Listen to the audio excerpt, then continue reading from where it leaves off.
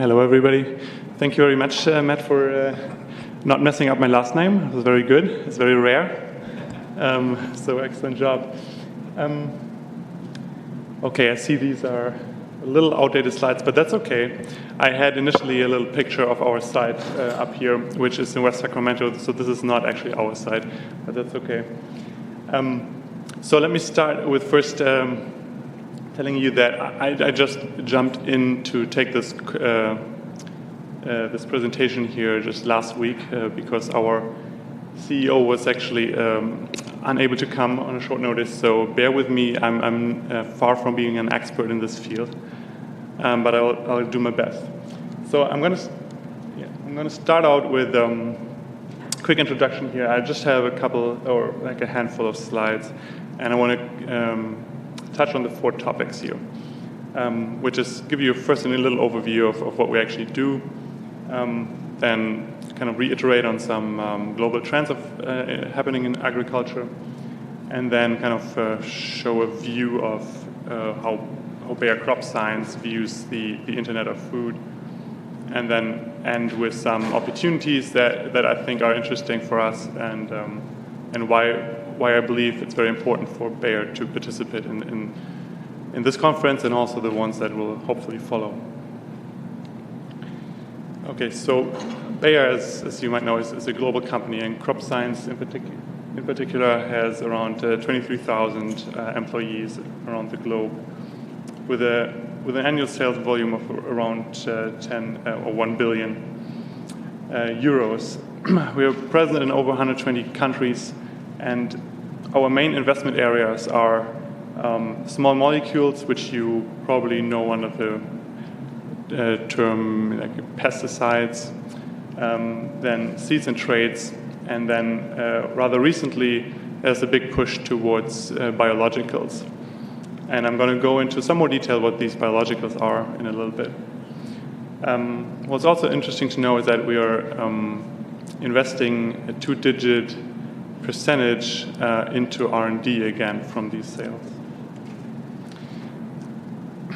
Oh yeah, so actually this slide about biologicals wasn't the new set, but that's fine. I'm just going to quickly orally describe what biologics are, so I'm going to go back here.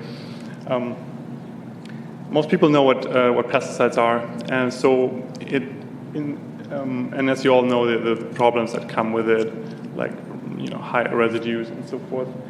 So biologicals is like a new emerging field where we identify, for example, microbes or fungi that confer similar benefits as these chemicals. So you can, for example, imagine that we identified bacteria that are already living on farm fields that improve, for example, the growth of a strain, or that have naturally the power to inhibit the growth of fungi around it. So the goal here is really to harvest that natural occurring resistance and artificially increase that abundance of these microbes in the field. So to kind of lower the need for chemicals and replace them continuously with biologicals. It's kind of an organic way of pest control. Okay, now so with that background, I want to go a little bit into the outlook of the ag industry as a whole. So we expect that the ag input market will grow approximately or over 100 billion by 2020, and you see there's a strong upwards trend, and the main drivers for that are the demand and increased food, feed, fuel, and fiber, climate change, which triggers a new distribution of land that can be agriculturally used, and also professionalism in emerging markets. So that basically means where previously there were a lot of small farmers, there are now these small patches of farm fields now get combined into larger areas that will be maintained by companies or initiatives. And finally, the need for innovative solutions to support the ever-growing intensification of agriculture. Okay, so a little bit to reiterate from the previous, from the key speaker earlier, what the global trends are. We have obviously a population growth with ever higher demands in food, and also different sorts of food. Like people in emerging markets in particular want to eat more protein, which requires different sorts of farming techniques. There's a prediction that by 2050 we need over 60% more food than we do right now. There's the global warming aspect in regards to water consumption, and obviously the space on which to grow on food is limited, and it is an ever decreasing number. Basically when the population grows, we have less space to plant foods on. All right. Okay. So then, how can we tackle these aspects, and in particular, how is Bayer thinking about tackling these? So there are at least 4 categories that we are thinking about. Obviously, we are very much on the input end here. We're providing seeds, traits, crop protection agents, and biologicals mainly. So obviously, research and improvements in these factors will play a big role. Secondly, there's also an emerging new trend into hardware, specifically robotics, like also drones, remote analytics, so satellite imagery, and irrigation sensors, which we also heard earlier about. Lastly, there are also improvements in distribution and a lot of big data analysis will help. Here's just an example of where in an area that Bayer CropScience invests heavily right now. So you can see on the left the average yields on a product called Stratego yield, and you see kind of the effect of increased yield on the x-axis. So each little pixel here is kind of one field and the result. So you see in most of the trials the effect was positive, but there were some negatives. So where the yield actually decreased with the application. So the question is, why is this happening? Why is it so variable? And the answer is that each field is different, each condition is different, each farmer uses equipment different. There are a plethora of variables influencing this. So our goal is to capture this data to minimize these cases on the left. And one way is shown here on the right, where we are talking about precision farming combined with digital farming, so with satellite imagery, where you can imagine, and this is already happening on some farms, where a satellite can basically tell you which part of your field has the strongest impact of, let's say, a fungal infestation, and then the equipment of the farmer will only spray selectively, depending on how heavy the infestation is in certain areas, certain higher dosage or lower dosage, depending on the location in the field and the infestation. So this obviously has many benefits, like, for example, limiting the residues, having lower cost because you don't spray a high dose everywhere, less runoffs, and so forth.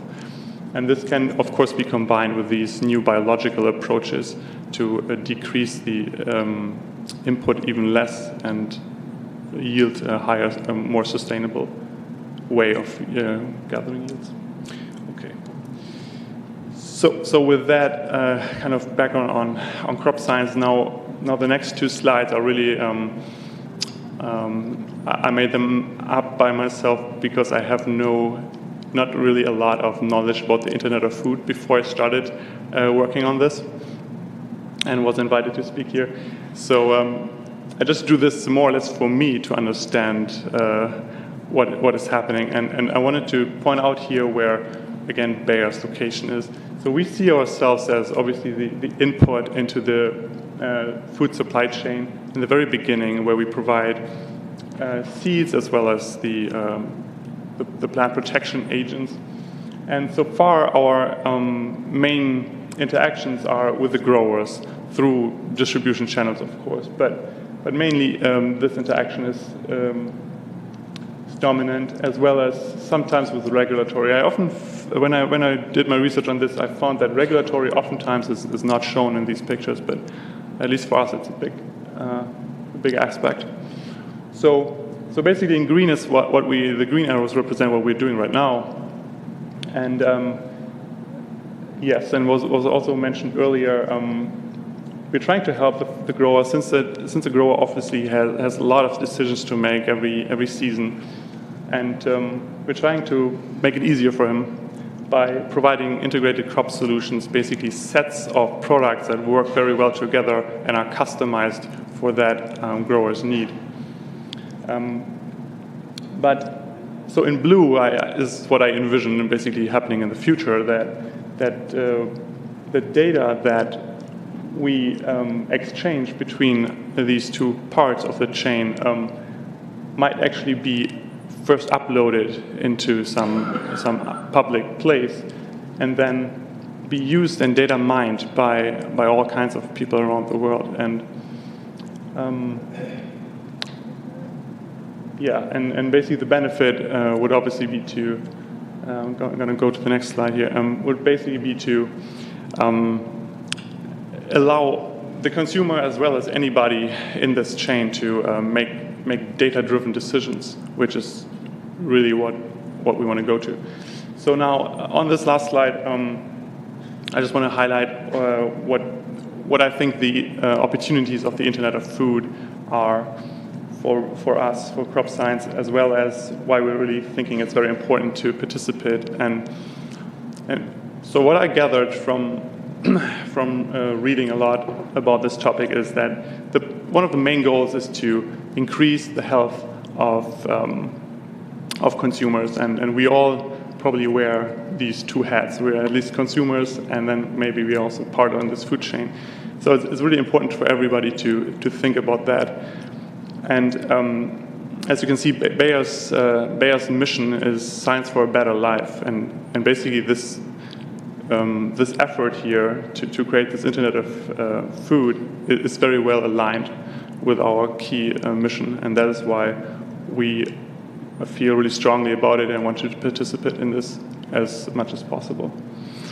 Then coming to the actual opportunities that we see, which might partially be a little bit more selfish, are obviously what I mentioned. So if you can really trace back all the way from which growers were involved, which kind of chemicals were applied to their fields and so forth, you can make the decision that fits your individual need. I even envision like some sort of app that you can set your filters depending on your preferences, and then you go to the supermarket and you can just easily see, okay, this is food, this is within my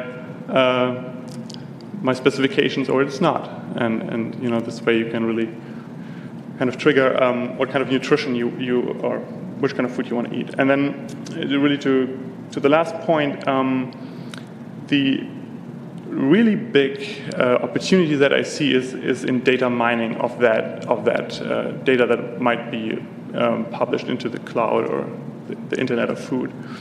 And there are three quick examples. For marketing purposes, for example, I can see my marketing colleagues being really excited to make statements like the one I posted here, where they would really be able to tell, well, I know our product is in so many thousands of product, or our carrots are in so many thousands of other products.